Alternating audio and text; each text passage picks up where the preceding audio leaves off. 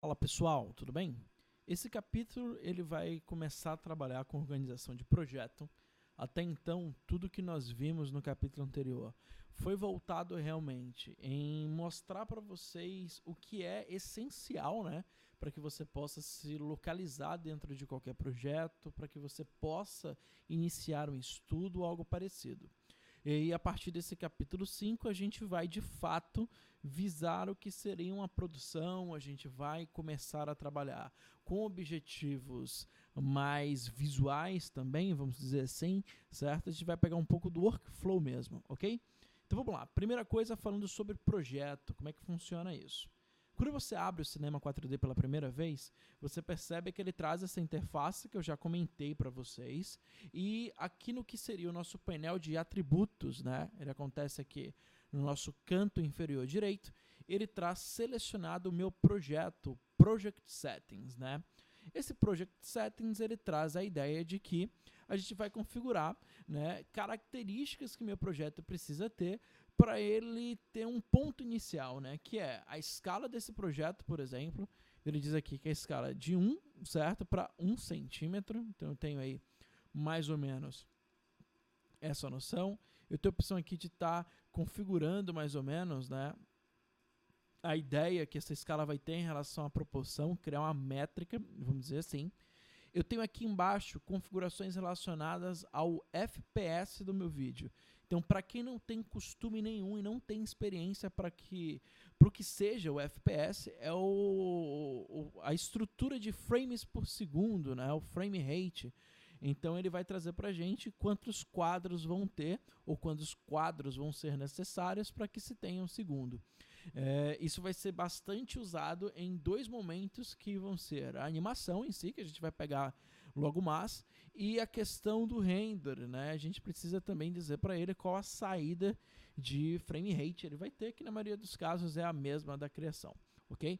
Então nós temos a opção de frame rate, eu tenho aqui o minimum time, que é o início aqui dele, o preview mínimo, que ele está pré-visualizando exatamente o início, de 0 para 0. Vocês podem ver aqui ó, na nossa janela de timeline, timeline não, mas de marcador de tempo, vamos dizer assim, até porque a timeline no Cinema 4D é algo à parte, além dessa, vocês vão ver também na sequência.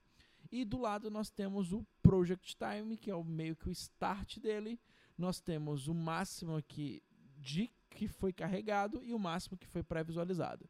Então se eu altero aqui pra gente, eu já faço a alteração aqui, né, na quantidade de quadros, você percebe que ele traz 145 e aqui ele traz essa estrutura para mim também. E eu tenho aqui o preview, que é mais ou menos o range, né, o intervalo que ele vai acabar pré-visualizando. Então agora eu estou pré-visualizando os 145 quadros que eu estabeleci aqui em cima, certo?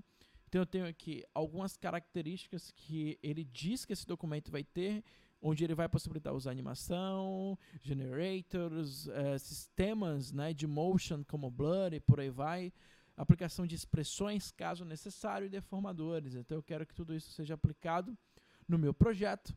Opções relacionadas aqui à cor de fundo, tá, dos objetos, né, o preenchimento deles, nem cor de fundo, mas o preenchimento.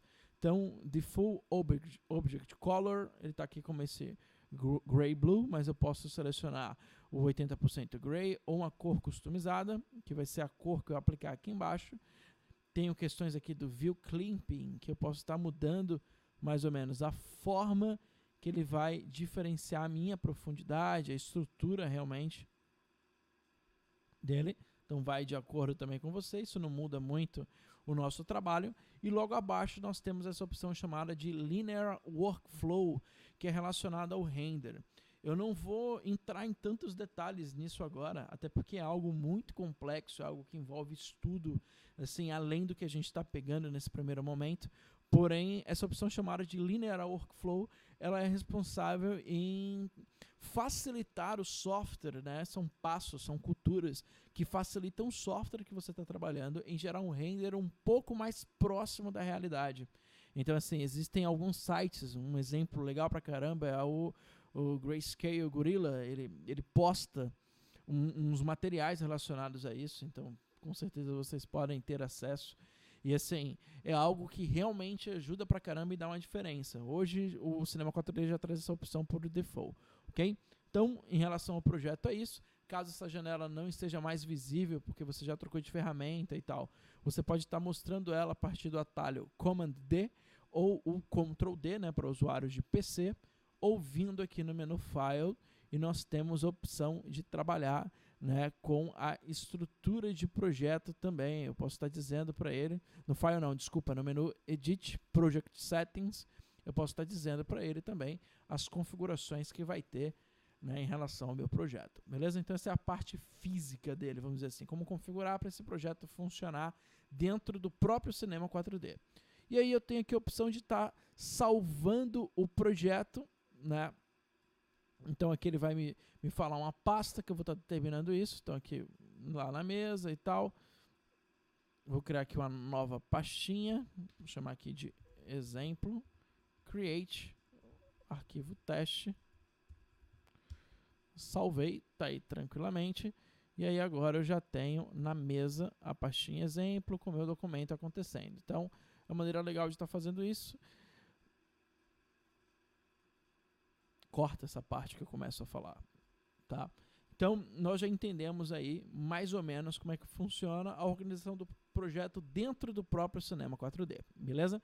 Próximo vídeo a gente fala de configurações básicas de render, que é necessário vocês entenderem, já começarem a visualizar mais ou menos como o objeto vai ter a sua saída, o seu vídeo, a imagem estática e tal.